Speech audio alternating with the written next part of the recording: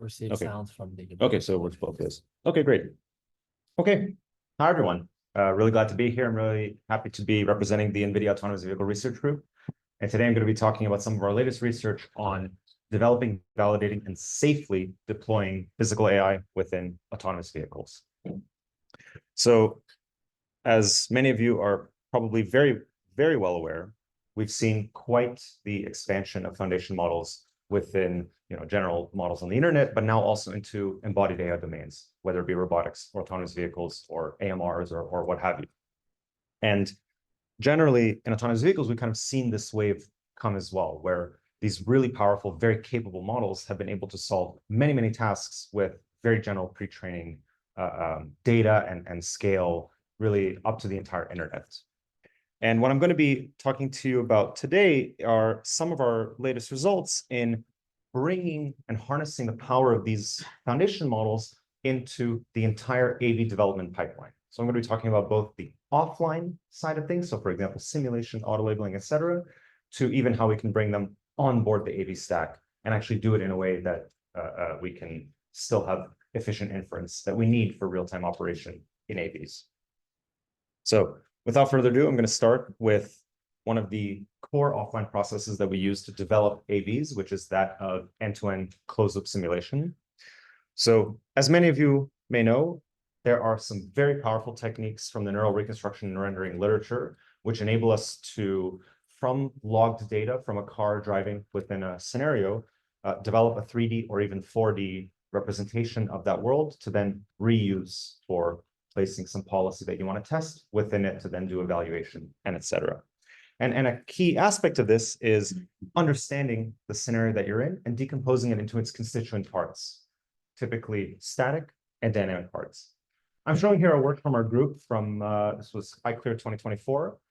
It's called EMERNERF. It's a self-supervised NERF-based approach, which is able to, without any human auto-labeling or any labels themselves, take a logged driving scenario and separate out the static and dynamic components, and then also reconstruct the 4D spatiotemporal representation of that scene, which can then be re-rendered later on for sensorful closed-loop simulation. Now, this is quite impactful for AV simulation because, as I said, you can re-render these scenarios. So not just from the original trajectories that you drove, but you can also re-render changed logs. The policy is able to deviate a little bit from the ground truth without really actually seeing any perceptible visual fidelity differences. So I'm showing here on top, this is just a log from the Waymo open perception dataset. On the bottom, you can see kind of a re-rendered and changed trajectory of the ego vehicle. Now, what's powerful about this is that we can also render other sensor modalities. You don't just have to do camera.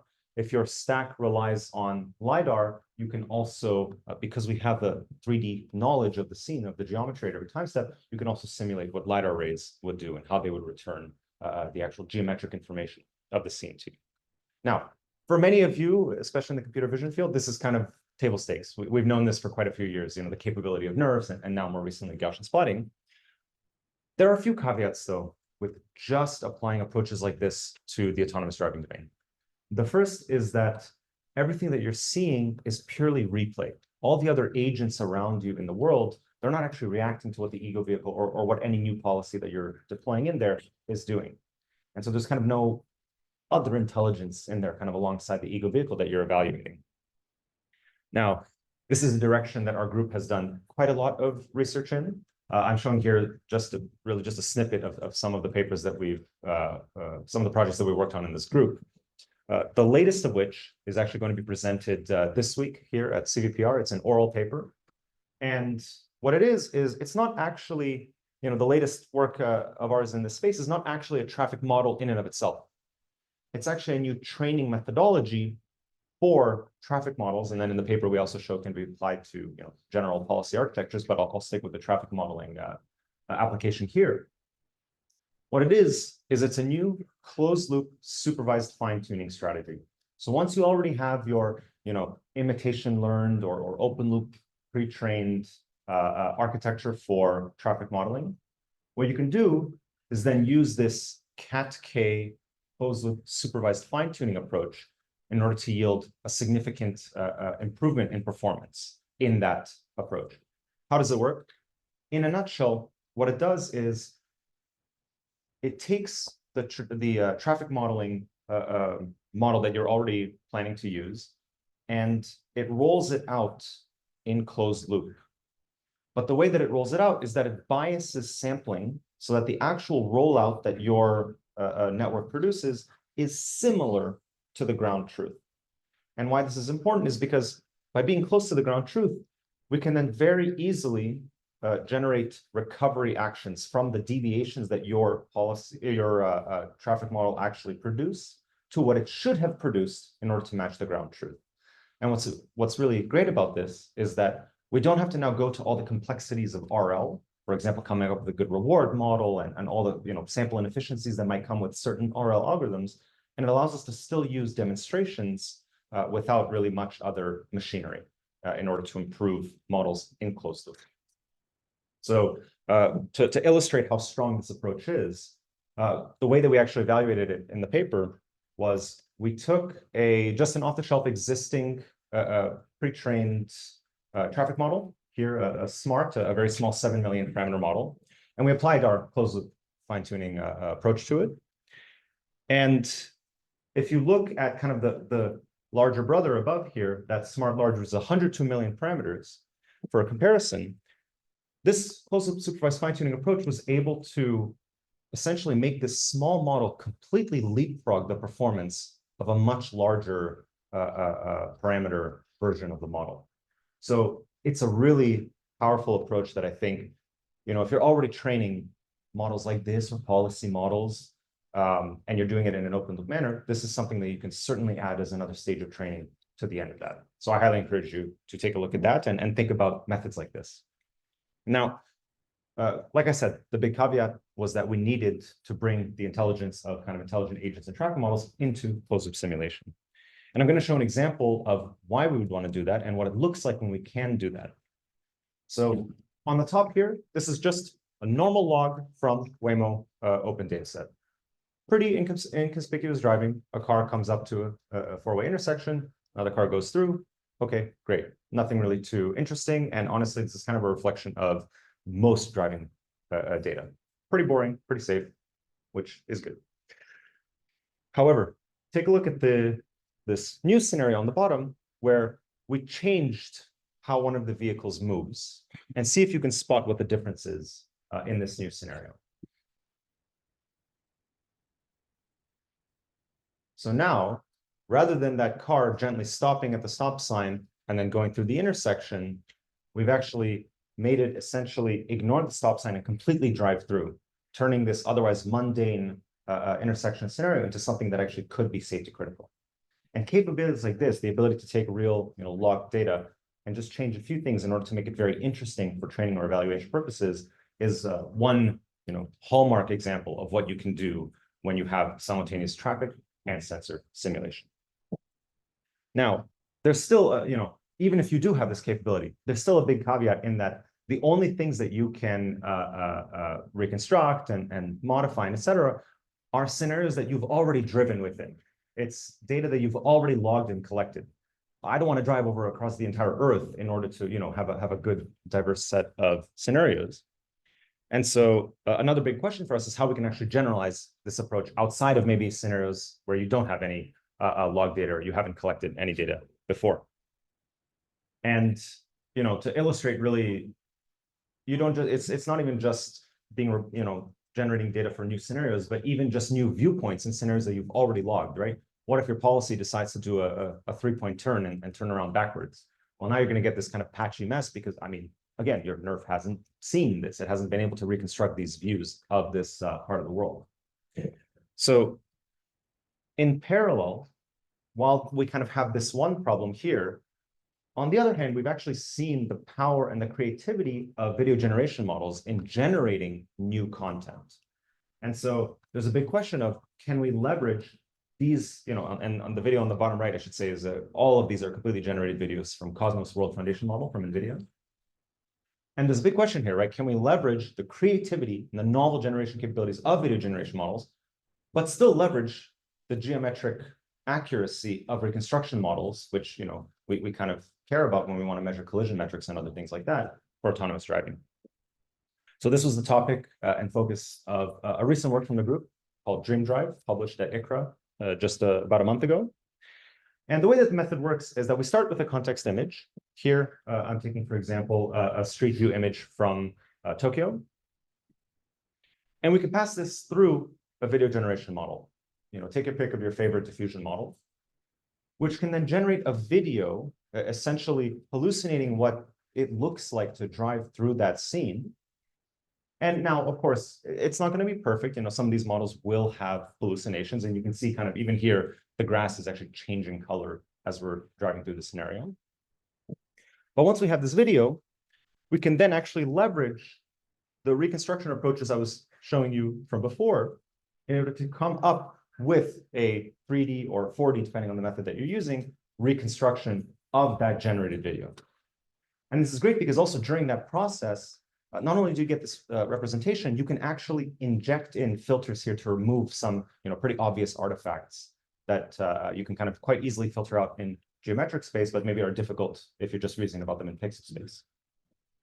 And then lastly, when you have this representation, you can then re-simulate and drive through it, re-render through it.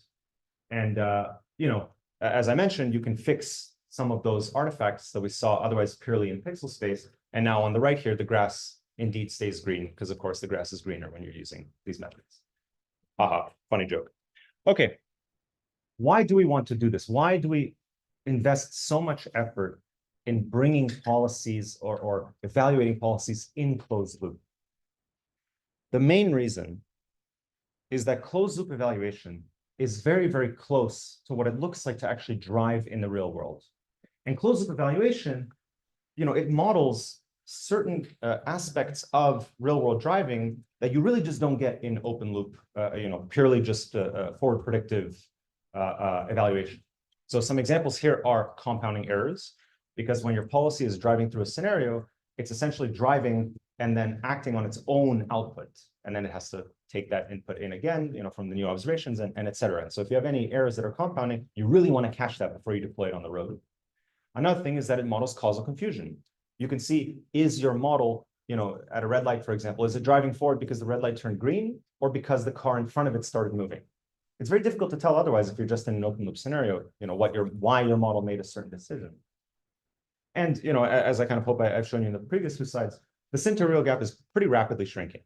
And so, closed loop evaluation is getting pretty close to faithfully representing real world driving.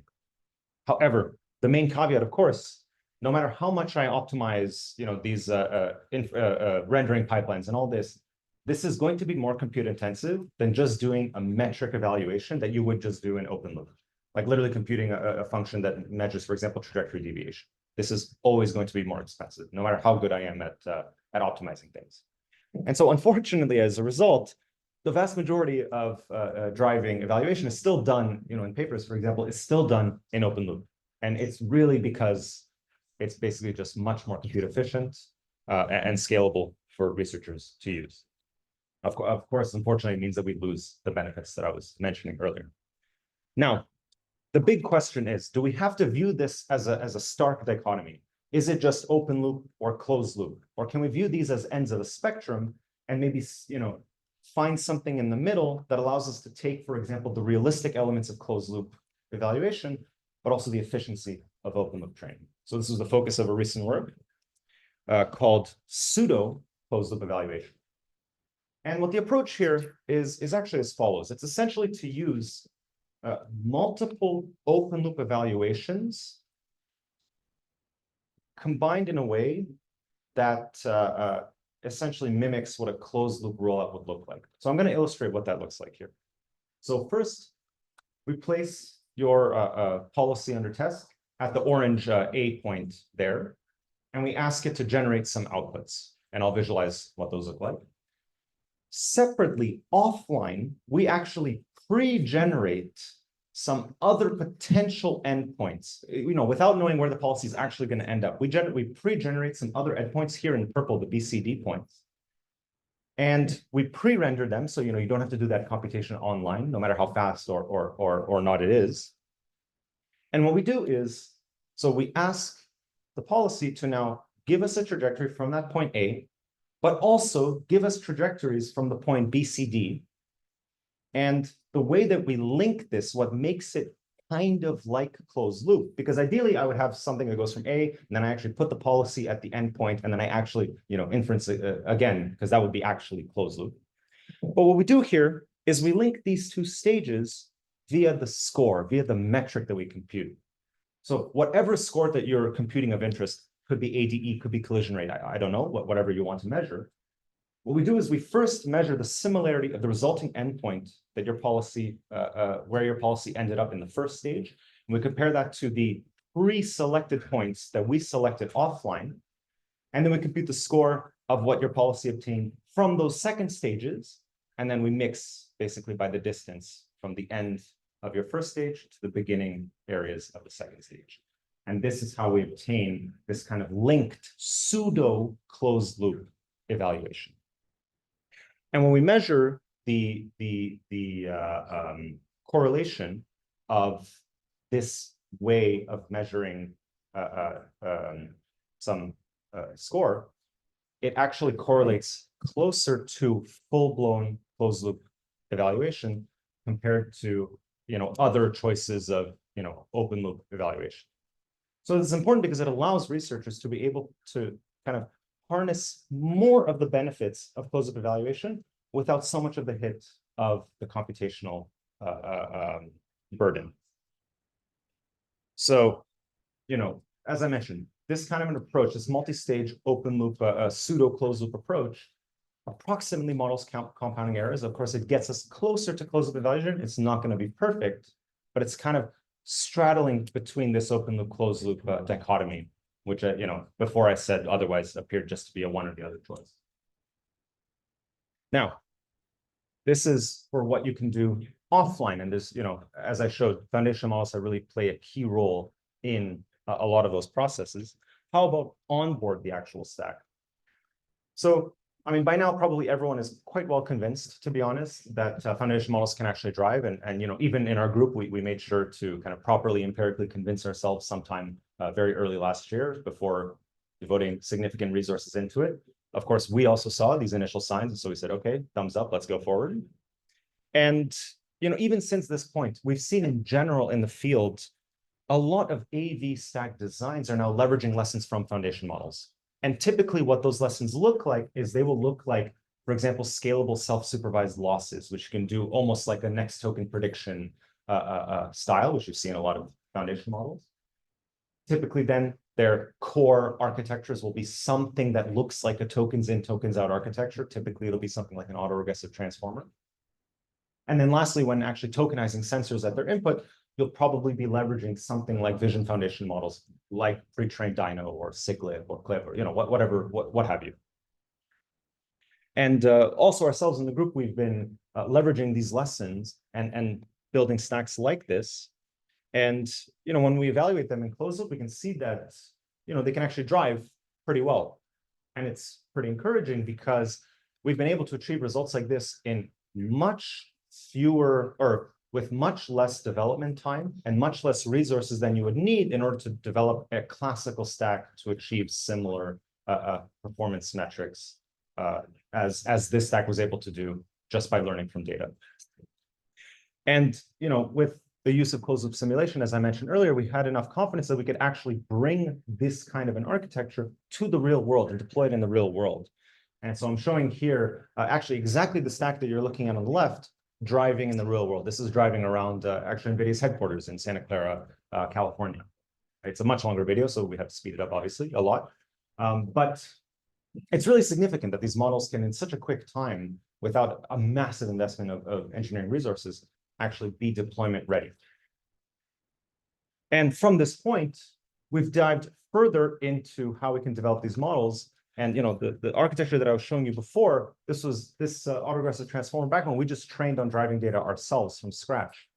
However, literally for free, if you swap that out with an internet pre-trained backbone, like trained on language generation before, even from someone else, just to output Wikipedia text, for example, you actually see benefits when you bring that over into driving, which is excellent because it means that kind of, if I hand wave a lot here, it basically means that some of the learnings that you get from general language reasoning or general language prediction actually carry over into the driving domain, which is really interesting. And similarly, we've then brought this kind of an architecture into closed-loop simulation, and it performs. Okay, I mean, I'm going to show you nice-looking videos. It performs well, but importantly, it performs well in cases that are quite tricky for the previous model that I showed you, where we might not have, for example, much data in, for example, construction zones.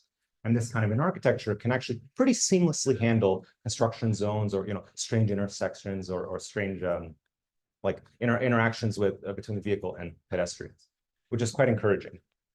Now, there's many decisions you have to make with this kind of an architecture. But one really important consideration that you have to make, especially when you're going to an autoregressive decoding architecture, is those two words over there, tokenized sensors. There's a lot that goes into this, and you have to do it really well because how you actually tokenize sensors plays a really critical role in the overall runtime of your architecture. So if we want to bring these kinds of architectures to an onboard, embedded platform, we really have to manage how many tokens we're passing in, because that really directly affects your computational runtime. Now, a lot of the current approaches for tokenizing images, typically they fall into one of two camps. They're either applying something like a vision transformer patch-based embedding approach, or they'll do something like autoencoding. For example, VQGAN or Titalk or methods like this. And this is great for representing single images, but the problem is AVs have up to like 10 cameras around the car at very high resolutions running at pretty high frame rates. And so if you were to apply these methods just directly to tokenizing those images, you very quickly get a token explosion just to pass in a single time step's worth of information into your stack. So one of the big questions that we had in the group, and this was a topic of a recently submitted paper, is what if we first encode images into a shared latent representation and then tokenize that? I mean, it sounds pretty reasonable. The question is now, what kind of a representation do you want to bring them into? And then does the trade-off in terms of increased tokenization time pay off in terms of how many tokens you reduce? So if we're going to want to leverage 3D structure as an inductive bias, there's a big question: what kind of 3D representation do we choose? And the way that I was thinking about this was you kind of run up against two fundamental boundaries. The first is memory. So if you choose an approach like voxels, you very quickly are going to saturate the memory of your embedded chip. There's also things you can do to make this a little bit more efficient, like sparse voxels, but there's still extra overhead and still extra complexity with managing that. On the other boundary is input differentiability. So, for example, NeRFs or 3D Gaussian or some sign distance field approaches, what they do is they essentially memorize the scene that you're giving them, and they're kind of hard optimizing to represent that specific scene. The problem is there's no gradient path to actually produce there's no method to produce these in a feed-forward manner, at least in their vanilla renditions. Actually, since I've been working on this project, there's actually been methods like feed-forward 3D Gaussian splatting approaches, and here I'm showing some references. Even Storm, for example, is actually from our group. The problem is you still get quite a lot of Gaussian. So even if you wanted to tokenize that kind of a representation, you're still getting many tens of thousands of Gaussians and potentially many tens of thousands of tokens, which is way too much for our use case. Now, the representation that we decided on is one that really threads the middle between these two. And it's something that I think many of you in the AV space or robotics space might actually know quite well. It's planar-based representations like bird's eye view grids, at least in a 2D sense. But also if you go into higher dimensions like 3D or 4D, you go into triplanes, hex planes, and then more general K-plane formulations. And why this approach is quite powerful is because essentially it's a hybrid between an explicit and implicit representation for geometric space. And that means that you kind of get the benefits of having, the implicit features that actually represent space, but you get the other benefits of an explicit representation. That means you actually have a small set of things that you have to end up tokenizing. And so in choosing triplanes, what the hypothesis is, or maybe I should say, theoretically speaking, no matter the number of cameras I have on the car, no matter their resolution, because I'm tokenizing this resulting in intermediate representation, I will always get a fixed token count at the output, which is great, which is exactly what we want to do. Now we actually have to do it and show that actually this driving performance is kind of unchanged when you do this. And so we implemented a multi-camera triplane-based tokenization methodology, visualized here, to test this out. Of course, I can go into more detail, but I'm just going to focus on kind of the high-level output of this work. So to measure here if we were successful, we started by looking at the inference time of this approach. So what I'm showing you here are baseline approaches. So this is the time that it takes to make a forward pass to like output a trajectory from this architecture that you exactly see on the right. So exactly what I showed you before. And the different color codes of these different bars are the time that it takes to, for example, tokenize sensors via Dyno V2 or a VQ GAN, the time that it takes to pre-fill your autoregressive transformer architecture, and then the time that it takes to decode trajectories. All of those other outputs are disabled here just for simplicity. And why there's many bars is because you can take in, for example, 1 frame of context. You can take in 2 frames, 4 frames, 6. So the x-axis here is the number of frames of context per camera that you're taking in. So for this case, where I have 7 cameras that I'm passing in, and I have 6 context frames per camera, that's 42 images that are being encoded, or I should say tokenized here. And as we can quite clearly see, backbone prefill is by far and away the most expensive part of this process. And so, it stands to reason that if we could do a little bit of work up front and reduce the number of tokens that we're passing in, hopefully we see big benefits. So the big question, does the trade-off pay off? Yes, it does. And what we can see here is that, of course, for the right 2 bars, and I'll talk about why there's 2 bars here, but for the right 2 bars, I have introduced a more tokenization time. There is an increased latency in the tokenizer. But the reduction in the number of tokens at the output is significant enough that that prefill time is now absolutely, shrunk significantly compared to what it was before. The reason why we have 2 bars here is because there's still choices that you can make in terms of how you actually tokenize that resulting triplane representation, right? I can choose different patchification sizes of this. I can choose different sizes of the triplanes. There's many of these kinds of choices. So I'm just showing you here that even with different kinds of patchification choices that you can make downstream, you could it still works out well, and you get kind of different varying speedups depending on how much compression you want to do there. Now, this is all great from a timing perspective. What about performance? What about the actual driving performance? So in open loop, so here I'm comparing on the new scenes validation set, everyone's favorite 5.5 hour data set. And I mean, this isn't telling us much other than, okay, this approach seems to be competitive with previous approaches. And perhaps more importantly is that even with a 1 billion parameter backbone, which is pretty typical for what you see deployed in cars today, to be honest, or what can fit on the hardware that's running in cars today, I should say, we're actually performing quite similarly to even models that have 7 billion parameters. So, that's good that we're kind of not losing much from the kind of representational power of these, but also from the backbone that we're using. So in open loop, okay, things are looking good. Happy about that. What about closed loop? So on the top here, I'm showing this Dyno V2 baseline. It produces 160 tokens per image. That's how many tokens it needs to tokenize an image. And on the bottom here, I'm showing what the equivalent tokens per image is for our approach, where again, we're tokenizing an intermediate representation, but then you can kind of back that out depending on how many camera frames you're passing in, and it gives you an equivalent tokens per image. And so we can see that our approach, first of all, gives you way less tokens per image, as we expected. But also from a driving perspective, even the original model actually struggled with scenarios like this. And here, the policy actually just stopped behind this construction vehicle. Whereas on the bottom, our policy is able to handle this fine and just kind of continue. Now, this is qualitatively. In the paper, we also have quantitative metrics. Quantitatively, to be fair, they perform pretty similar. I couldn't say, that statistically significantly, this approach gives you better driving, nor do I actually want that. I just want, As long as we can have as good driving as before, but executing much faster, I will take that all day long.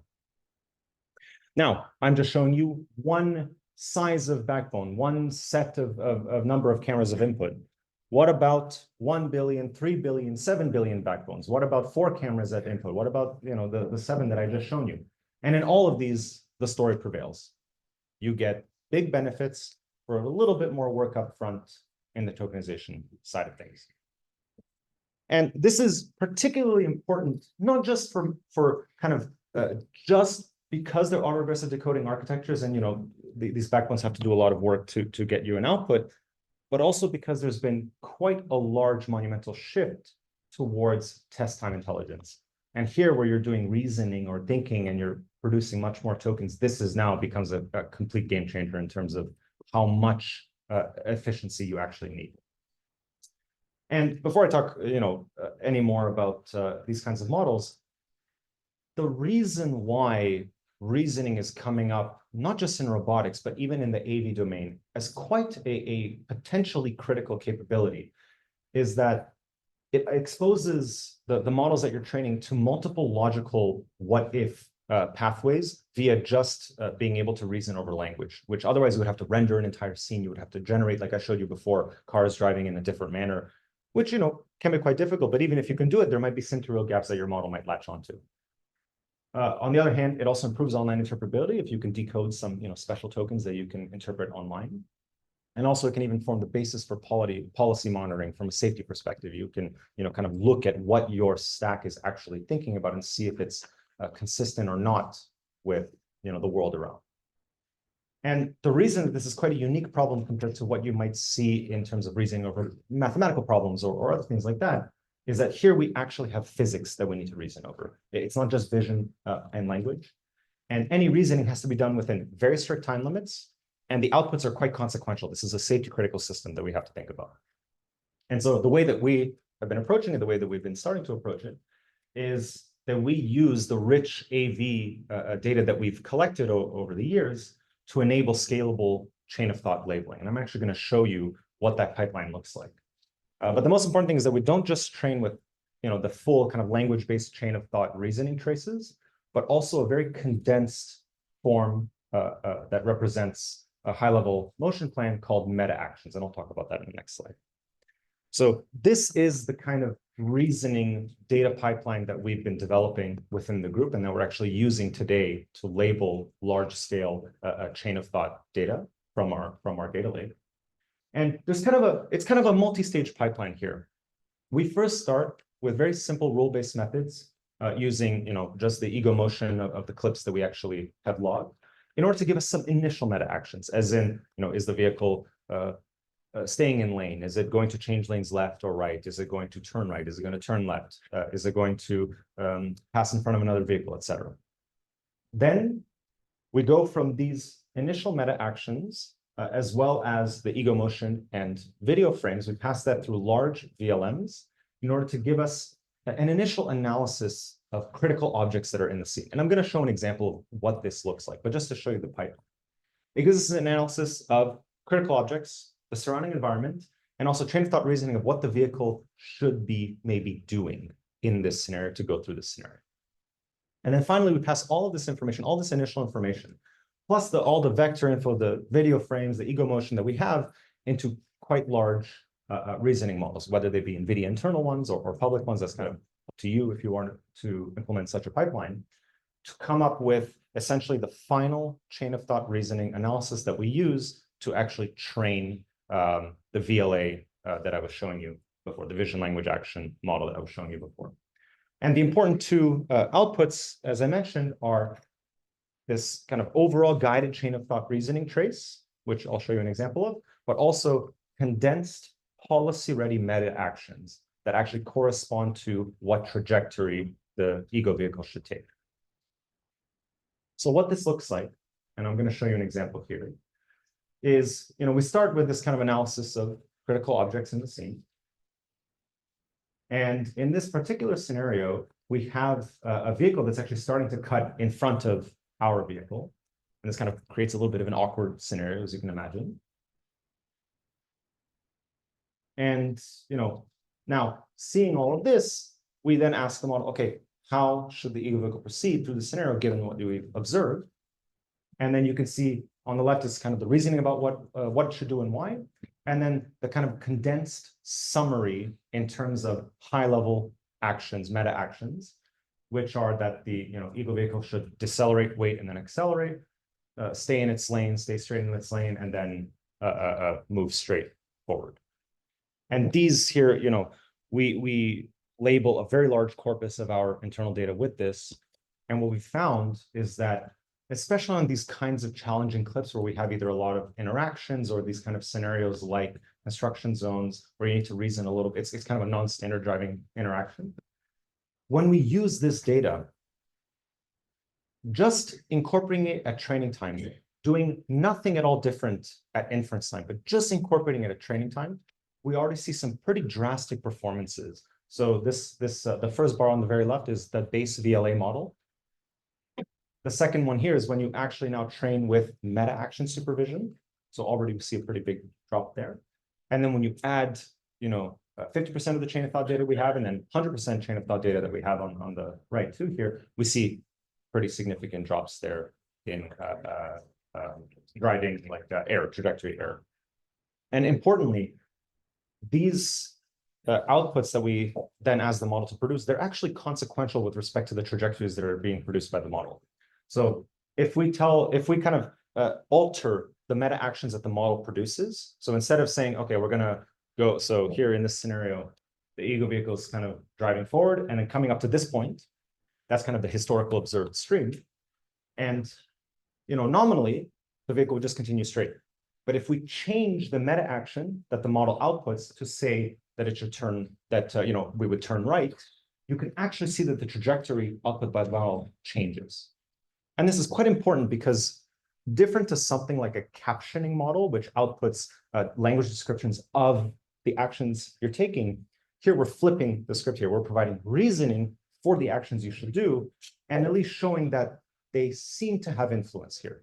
I'm not going to tell you that this is a guarantee of anything, but at least it's giving us confidence that this actually might be, reasoning that we can show to users, which indeed is actually impactful on the trajectories that the vehicle will take. Now, I'm talking about driving here and actually putting these kinds of stacks on board, but of course, we have to ensure that the way that we do this is safe. And this is kind of the last part of the talk here, is about how we can safely deploy these kinds of systems on board. Now, as you can imagine, there's a lot that goes into safety. And NVIDIA has been making, our team and NVIDIA in general has been making quite a large investment into safety and into different aspects of safety, from how we design our models to how we make sure that we monitor them at runtime to how we actually perform the verification and validation of our resulting stacks with all the techniques that I've shown you before. So I'm not going to dive too deep into each of these different areas here, but I wanted to show some references in case you're working in this space, but also to make sure that you're aware of the different elements that we're working on. And even as visualized here, this is a little bit of a simplistic view because it kind of looks like just a linear pipeline, but really all of this is actually affecting one another. And for more information, I really highly recommend you take a look at the NVIDIA Halos website. And we had quite a few talks about this at GTC in earlier this year. And this is NVIDIA's safety system for AVs. Everything that we do at NVIDIA that is for the design of safe and validation of safe AVs is captured under this Halos umbrella. So I highly recommend you take a look if you want much more information on that. One quick result that I want to show you, a very recent result that actually leverages, brings the techniques that I was mentioning before about closed-loop evaluation, but now how can we use closed-loop evaluation for validation? This is very different to closed-loop evaluation for essentially testing the performance of your stack, because I'm not here looking to kind of give you a performance estimate. I'm not here to, for here, I don't want to just give you a directional sense of this stack is better than this. If I want to show a regulator that our system is safe to deploy in cities, I need to give them an absolute metric. This is how many, this is my mean distance between failure in absolute kilometers. And, the way that we have to do this nowadays, essentially the gold standard is real world testing data. You have to drive a lot of cars through a lot of distance and collect those statistics that then you can show to regulators or the public or et cetera. And so a big question here is, given how good closed loop evaluation and reconstruction and rendering systems are getting, can we reduce the amount of real world testing that we have to do by leveraging this technology? So the key idea here is to leverage a method called control variates. This is an approach from not at all recent. This is from the 1970s. But the core idea, and I'm going to illustrate it with this example of how things are done today. So, in the simple Monte Carlo estimator of some, metric of interest of driving performance, could be mean distance between failure, could be mean number of collisions per million kilometers, whatever you want.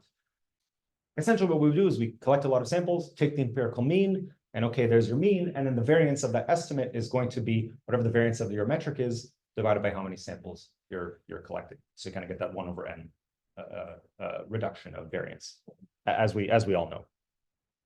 The big question is, and what control variates kind of exist to as an answer to, is how we can leverage a paired control variate. In this case, the idea is potentially to do a paired simulation data to actually reduce the variance of that estimate. So your expectation of your score changes a little bit, but actually, if you in expectation, if you kind of expand this out, it's just taking the mean of f, or kind of the empirical mean of f minus the empirical mean of g plus the expectation of that control variate g. And so it actually cancels out. So at least from the mean perspective, you're really not changing anything. But from the variance, depending on how correlated those two signals are, your control variate g and your original metric f, you might actually get some pretty big reductions in variance. And this is quite interesting from our perspective in potentially reducing the amount of real-world testing that we need to do to reduce our variance.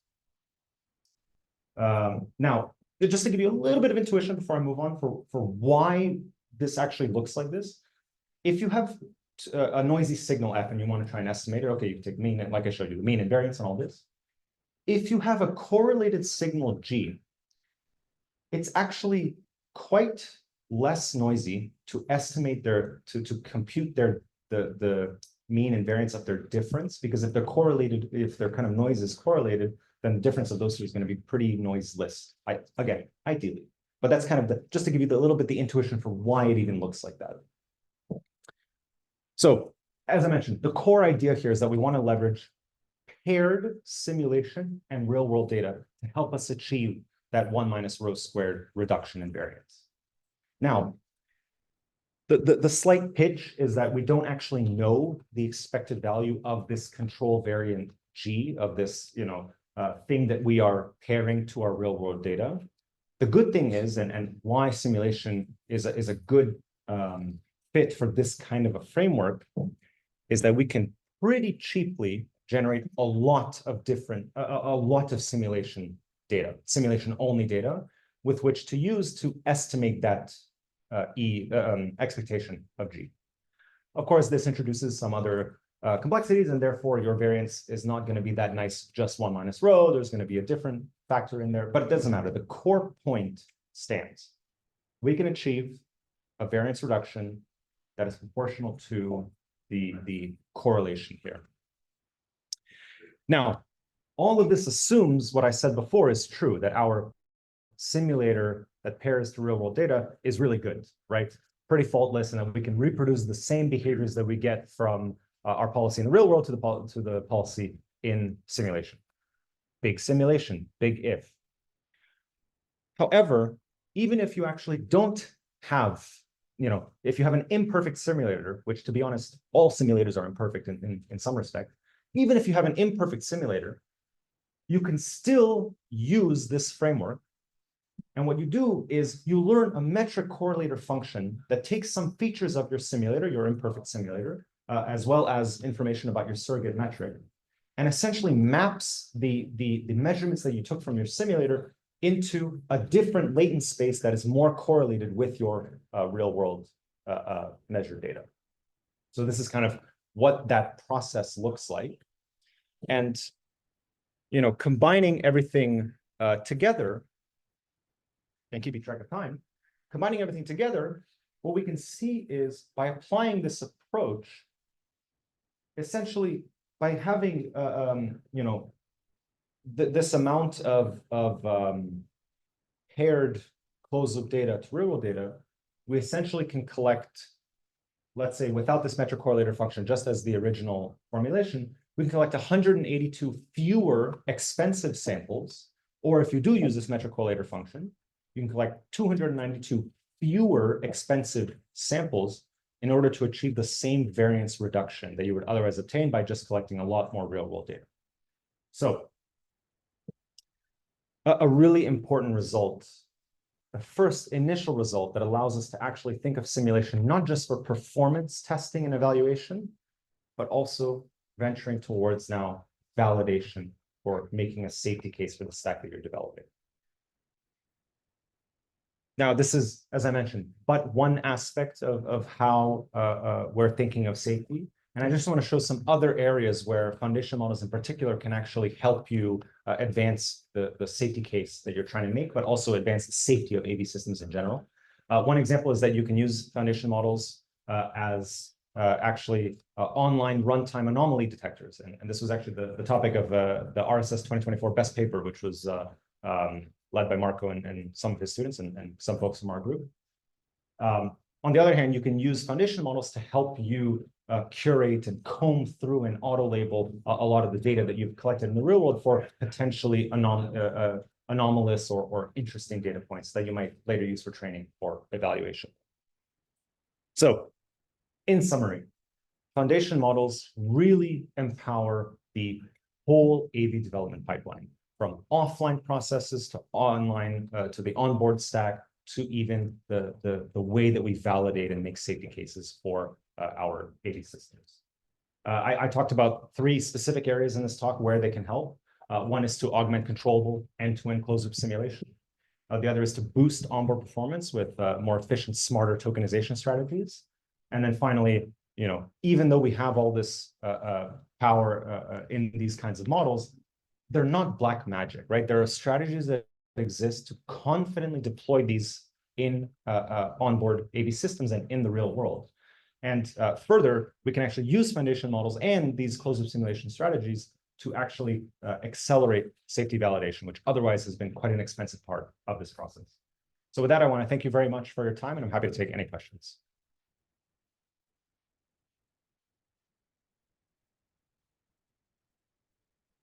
Some time for some questions. We can come here to close them.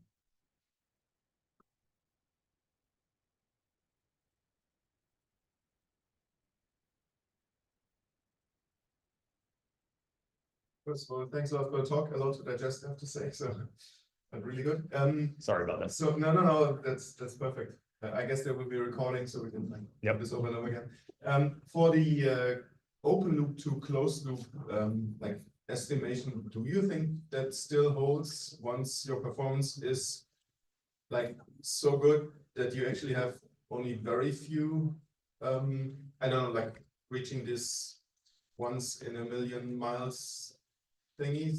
Are you somewhat confident, or would you think that this is just good to get to there, but then you have to switch to other, focus on closed loop? Yeah. So are you asking more from basically the validity of the evaluation that you're using? Yeah, I think so. First of all, I'd be very happy when we get to that point. But second of all, I think for me, it's kind of, this then switches over to when you get to that regime, you essentially start having to yourself then start to stress test your stack. And I mean, I know here I talked about this kind of an approach being used to kind of expand your let's say the boundaries of what you can actually evaluate, but you can also use an approach like this. I'm hand waving here. You can use an approach like this to generate more critical cases or more stress testing cases. No, I don't have a, actually, do I? I do.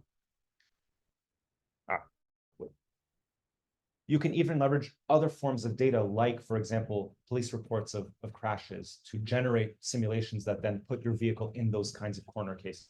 So to me, when you're getting to that point, you still want to stress test your stack. You still have to really well understand what are the boundaries of performance of your stack.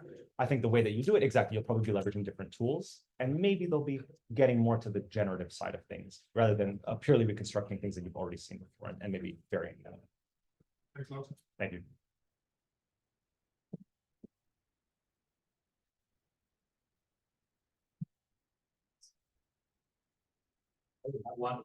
I really like your tokenizer, and and it's great that you can well, it's a very effective way to get away from the number of cameras. But speaking of this and related to some other work, all the works from your team, and that people have addressed in the past. So how did you try it, and how would you expect it to generalize when you're having some shifts in the camera rig? Like you're changing the amount of cameras, but then you might have a truck, or maybe you have an SUV or a small thing, and how does this cope with these types of things? Yeah, great question. I absolutely use the fact that we have well-calibrated cameras here. So different changes in rigs or anything, no problem at all, because I have those ray mapping from where the cameras are located on the car to actually the local 3D space of the rig of the car itself. So from that perspective, I'm not concerned, to be honest. Where I would be concerned is if you have pretty significant, let's say, biases. So for example, if I train this purely on, I don't know, sedans with absolute, very little height variation or something, and then you put this on a semi-truck, then, I'm still fairly confident that I would be able to get a good representation, like an actual good triplane. Where I'd be worried is how those resulting tokens were kind of viewed by the downstream backbone. There, I would want to make sure that we have a good amount of diversity, so that the backbone doesn't just start kind of focusing to or getting used to just the height of this, or just the I don't know, the distances between sensors and things. Even though in our data, when I did train this, we do have quite varied rigs in our data set. So already from that perspective, I wasn't varied, but definitely big biases. I would be a little bit, have to make sure to account for them. Okay, thank you. Thank you. You take one more question.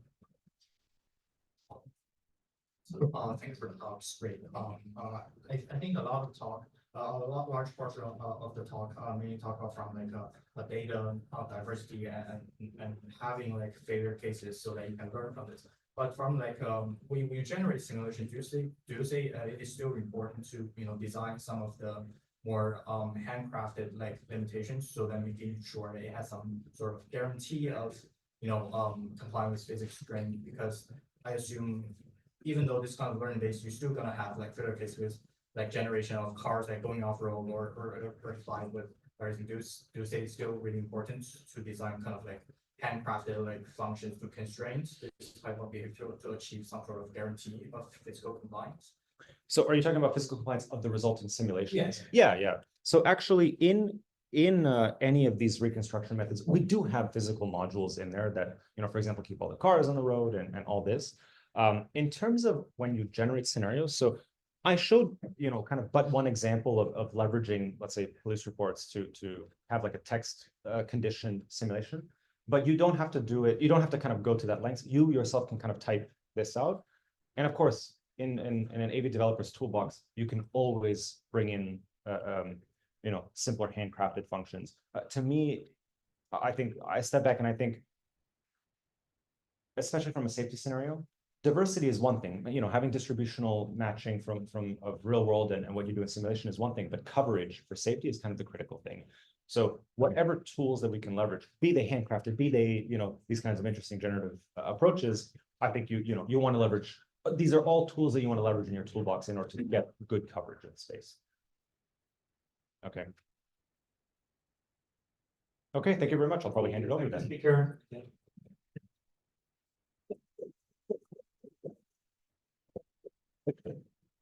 We're slightly behind schedule, so we can take a 5-minute break when the next speaker is installing. We'll be back at